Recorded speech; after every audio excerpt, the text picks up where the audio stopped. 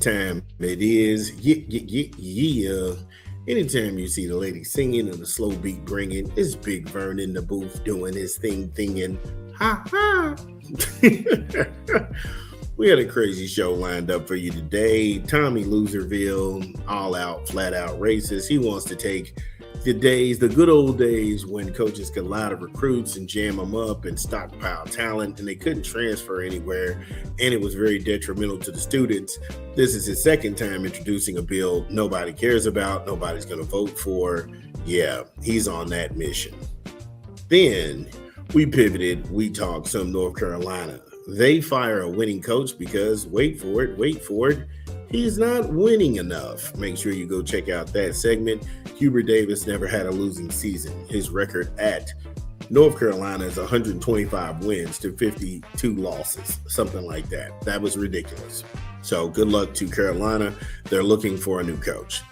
Then we pivoted. We talked some more college football, walked back across the street because Commissioner Phillips of the ACC, he is not playing any games when it comes to Chandler trying to go ahead and get an extra year of eligibility because, get this, he was playing for TCU before House v. NCAA. He hurt his knee. He came back in the same season. He didn't take a medical red shirt. He exhausted all of his eligibility, but somehow he feels like he's entitled to another year because his mom and them said it was for his mental health.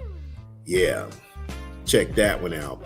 Then Will Wade returns to the scene of the crime where he was thrown out of LSU and received 2 years show cause ban.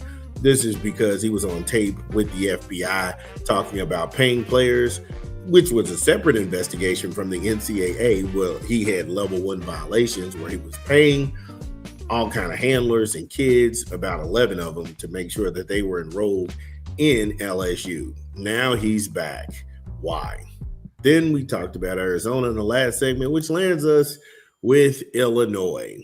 We'll go over it when we come back from a quick rap album. It's your boy Big Vern. Give me a beat. What up? It's your boy Big Vern coming to you live from the App Stupid Studios, and we pushing a new rap album this month. Husk Kingpin, Wavo Forever, in stores now. Get it where you legally consume music, whether it be Apple Music, Google Play, or Spotify. My personal favorites on the track is RZA Fangs. RZA Fangs is live. Next Level with Inspector Deck. Next, this is a Wu-Tang album. This is a Wu-Tang album, from the drum patterns to everything and how the songs are set up. This is a Wu-Tang album. I mean, whoever his producers are, the blend on that Who Made You Look Part 2 with Shaheem. Oh my goodness. And I know a lot of cats who remember Shaheem when he came out with the Wu-Tang and the Shaolin. I mean, this is a crazy album. This is crazy. Magnetic with Ghostface Killer and Planet Asia. That one's hot too. Then Saigon Valor with Ghostface Killer and Tricky. My goodness. I've listened to this album like 4 times. The complete thing. Many more hits. Make sure you go ahead and show the brother some love. Husk Kingpin, Wavo Forever, in stores now. Phone check 1 2. What is this? Yo, it's Big Vern. Float like gravity, never had a cavity.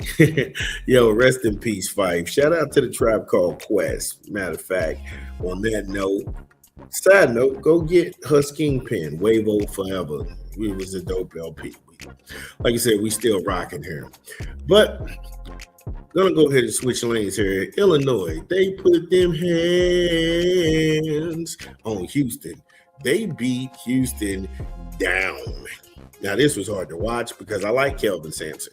Kelvin Sampson used to be a former Indiana coach. And like I said, I thought that he did really well with the program. He did some corrupt things and they got rid of him, and that's that.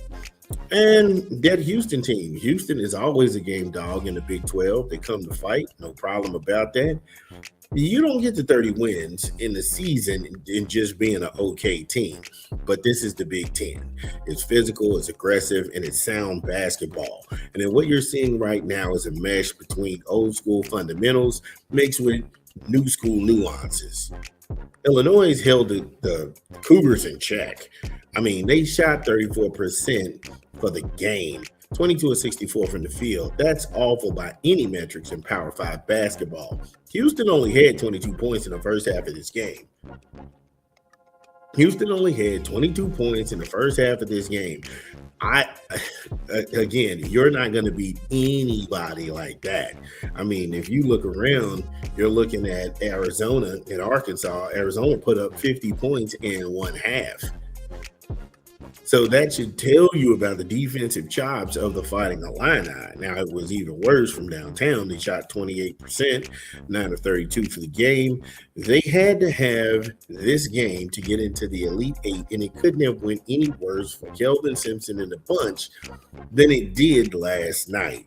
Now, they shot 2 free throws for the game. I don't think I've ever seen that in the history of March Madness. That has to be a record somewhere where you only shoot 2 free throws for the game. 2 free throws for the game. That is insane. And they got out rebounded. They made them basically a one and done team. 37 of 25. That was the rebounding battle. They gave up 24 points in the paint, further solidifying their dominance over the Cougars. This was ugly. Brad Underwood's bunch, they choke out the perimeter, contesting threes on the wing, and they funnel you from the edges into the lane and everything when they protect the rim and the paint. They really make things congested because they're all tall and they can get into those passing lanes where they can actually clog things up. And when you're a team that loves to spread people out like the Cougars do, and the Cougars will attack you from three-point line, but they do their work in the mid-range, when that starts to fall and falter, you don't know which way to go. And some of these guys don't even look up. And if you really look and you start really counting the successful teams in March Madness, especially when you get around to the Sweet 16 and the Elite Eight and even the Final Four and championship game, look how many times that they actually pass the ball before they get a shot. If you go back and you look at Iowa passes the ball at least 4 to 5 times before they take a shot. Now, it does slow the game down, but you're looking for mental lapses.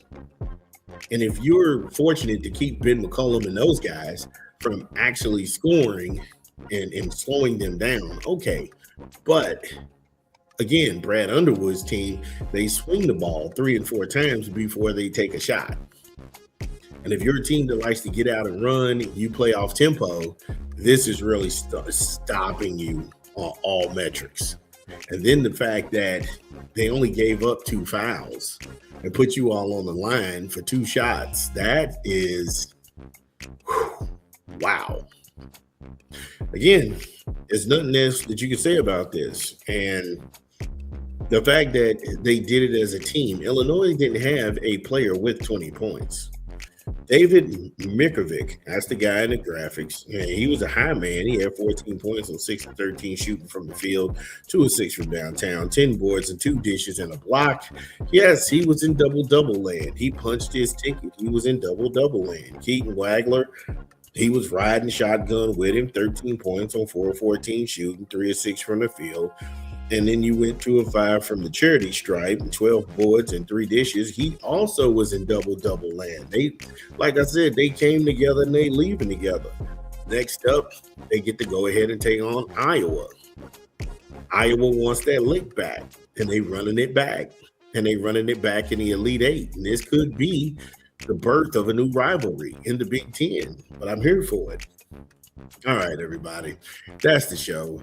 We love everybody. Have a safe weekend. We'll be back on Monday to talk a little bit more in depth about everything. It's your boy, Big Vern. Dun, dun, dun, dun. Well, that's the show. Thank you all for joining us. We had a great time. Make sure you smash the like and subscribe button and share the content. This is Big Vern, and we'll see you tomorrow. Peace.